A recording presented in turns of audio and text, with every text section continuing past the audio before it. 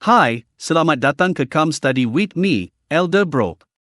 Hari ini kita akan melihat 1 Raja-Raja 17:22. 1 Raja-Raja 17 bermula dengan seorang Nabi berdiri di hadapan seorang raja. Elia, orang Tisbe, memberitahu Ahab bahawa tidak akan ada embun atau hujan kecuali menurut firman Tuhan. Di negeri yang telah tunduk kepada Baal, dewa ribut yang palsu, Tuhan menjawab penyembahan yang salah dengan langit yang tertutup.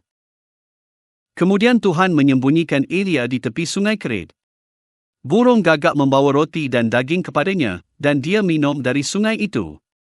Nabi yang mengisytiharkan kemarau juga dipelihara dalam kemarau. Hamba Tuhan tidak hidup kerana kemurahan raja. Mereka hidup kerana firman Tuhan. Apabila sungai itu kering, Tuhan mengutus Elia keluar dari Israel ke Sarfat, kepada seorang janda yang sedang mengumpulkan kayu. Dia hanya mempunyai segenggam tepung dan sedikit minyak. Dia sedang menyediakan makanan terakhir untuk dirinya dan anaknya. Elia memintanya membuat roti kecil terlebih dahulu untuknya, lalu berjanji bahawa tepung dalam tempayan tidak akan habis dan minyak dalam buli-buli tidak akan berkurang sampai Tuhan menurunkan hujan. Ini bukan cerita tentang seorang nabi mengambil daripada orang miskin. Ini cerita tentang Tuhan yang menjemput iman sebelum mukjizat kelihatan. Janda itu bertindak menurut perkataan nabi, dan rumahnya dipelihara. Di tanah yang kosong, Tuhan memberikan roti harian. Kemudian dukacita masuk ke rumah yang sama. Anak janda itu mati. Elia membawa anak itu ke bilik atas, berseru kepada Tuhan, dan nyawa anak itu kembali kepadanya. Janda itu tahu bahawa Elia ialah seorang manusia Tuhan, dan firman Tuhan dalam mulutnya adalah benar. Bab 17 memperlihatkan Yesus Kristus melalui belas kasihan yang memelihara dan kuasa kebangkitan. Tuhan memberi makan kepada yang setia ketika dunia menjadi kering. Dia mengingati janda dan anak yatim. Dia bukan hanya Tuhan yang menurunkan hujan. Dia ialah Tuhan yang memberi hidup kembali. Dalam bab 18, selepas banyak hari, firman Tuhan datang kepada Elia, "Pergilah, tunjukkan dirimu kepada Ahab, aku akan menurunkan hujan ke atas bumi." Kelaparan telah menekan Samaria dengan berat. Ahab mencari rumput untuk menyelamatkan kuda dan bagal, tetapi bangsa itu sedang lapar secara rohani. Obadja, yang takut akan Tuhan, bertemu Elia di jalan. Dia telah menyembunyikan nabi-nabi Tuhan daripada Izebel dan memberi mereka makan dalam gua, 50 orang demi 50 orang. Bahkan di istana yang rosak, Tuhan masih mempunyai hamba-hamba yang diam-diam melindungi apa yang kudus. Elia berdiri di hadapan Ahab. Raja itu memanggilnya orang yang mengacaukan Israel. Elia menjawab dengan jelas, bukan dia yang mengacaukan Israel, tetapi Ahab dan keluarganya, kerana mereka meninggalkan perintah Tuhan dan mengikuti Baal. Soalan itu dibawa ke Gunung Karmel. Elia mengumpulkan Israel dan bertanya, "Berapa lama lagi kamu akan teruyung-huyung antara dua pendapat? Jika Tuhan itu Allah, ikutlah dia. Jika Baal itu Allah, ikutlah dia." Rakyat tidak menjawab sepatah kata pun. Kesunyian mereka ialah bunyi hati perjanjian yang terbelah. Nabi-nabi Baal menyediakan korban mereka dan berseru kepada Allah mereka dari pagi hingga petang. Tiada suara. Tiada jawapan. Tiada api. Elia membaiki mezbah Tuhan yang telah runtuh. Dia mengambil 12 batu, mengingati rumah perjanjian Israel. Dia membasahi korban itu dengan air supaya semua orang tahu bahawa apa yang akan berlaku bukan helah manusia. Pada waktu korban petang, Elia berdoa. Dia meminta supaya Tuhan menyatakan bahawa dia adalah Allah di Israel, dan bahawa semua ini dilakukan menurut firman-Nya. Kemudian api Tuhan turun. Api itu memakan korban, kayu, batu, debu, dan air di dalam parit. Rakyat sujud dan berseru, "Tuhan, dialah Allah, Tuhan, dialah Allah." Pertandingan itu bukan antara Elia dan Ahab. Pertandingan itu antara Allah yang hidup dan berhala yang dipercayai Israel. Kemudian Elia berdoa lagi, dan langit menjadi gelap dengan awan dan angin. Hujan pun turun. Bab 18 memperlihatkan Kristus sebagai Tuhan keputusan perjanjian. Dia memanggil umatnya keluar daripada kesunyian, membaiki mezbah yang runtuh, menerima korban yang benar, dan mengirim air hidup selepas pertaubatan. Bab 19 bermula selepas api dan hujan, tetapi Elia tidak berdiri dalam kemenangan. Izebel mengancam nyawanya, dan Elia melarikan diri ke padang gurun. Dia duduk di bawah pohon dan meminta supaya dia mati. Nabi bukan mesin keberanian. Hamba Tuhan boleh menjadi letih selepas pertempuran rohani yang besar. Seorang malaikat menyentuh Elia dan berkata, "Bangunlah dan makan." Dia melihat roti yang dibakar di atas bara dan sebuah buli-buli air. Dia makan dan tidur. Malaikat itu datang lagi dan berkata, "Bangunlah dan makan, kerana perjalanan ini terlalu jauh bagimu." Sebelum Tuhan memberi penjelasan, dia memberi Elia rehat dan makanan.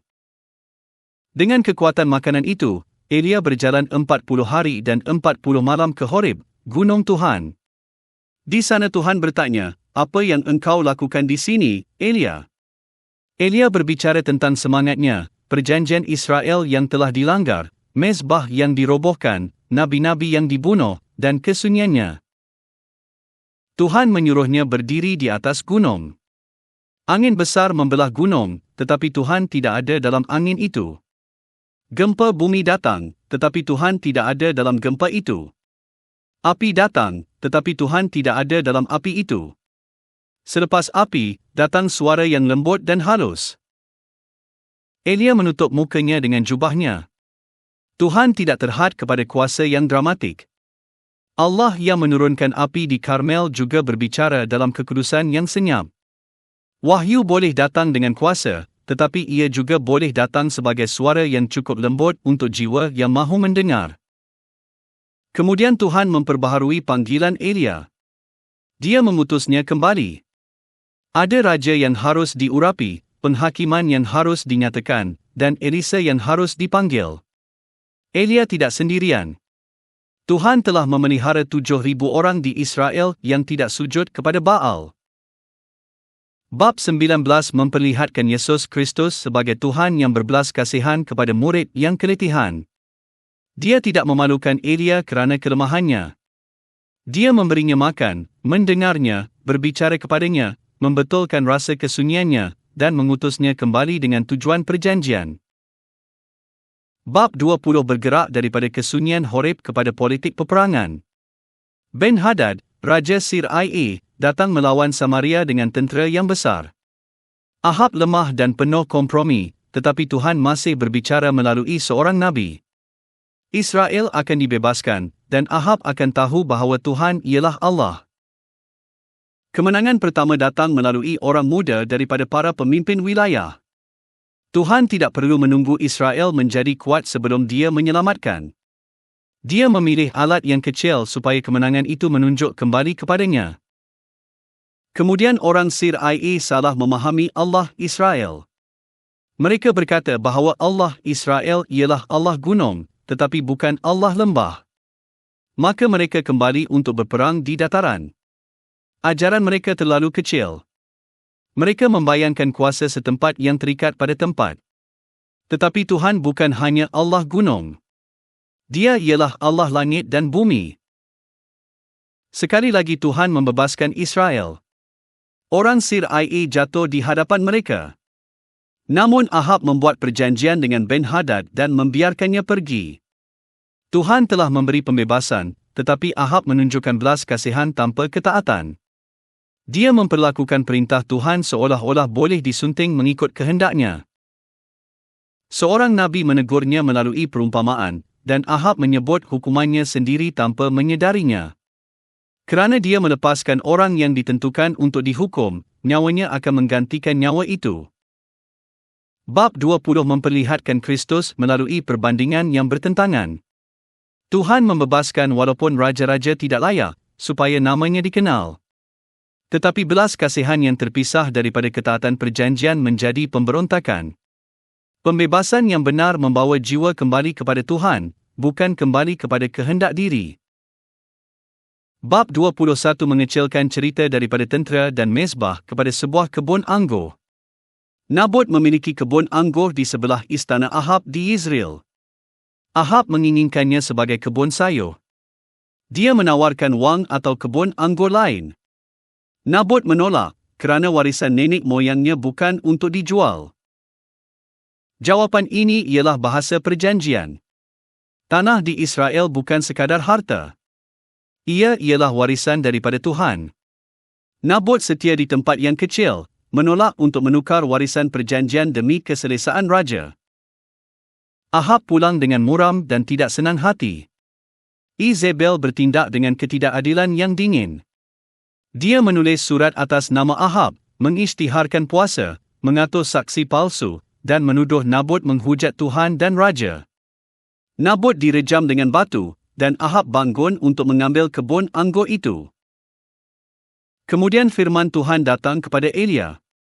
Dia bertemu Ahab di kebun anggur yang dicuri itu dan menyatakan penghakiman. Ahab bertanya, "Sudahkah engkau menemukan aku, hai musuhku?" Elia menemukannya kerana dosa telah menemukannya. Kuasa raja tidak dapat menyembunyikan darah daripada Tuhan. Penghakiman itu keras. Rumah Ahab akan jatuh. Izebel juga akan menghadapi penghakiman.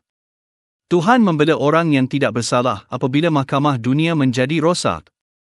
Dia melihat kebun anggur, saksi palsu, batu-batu, dan darah.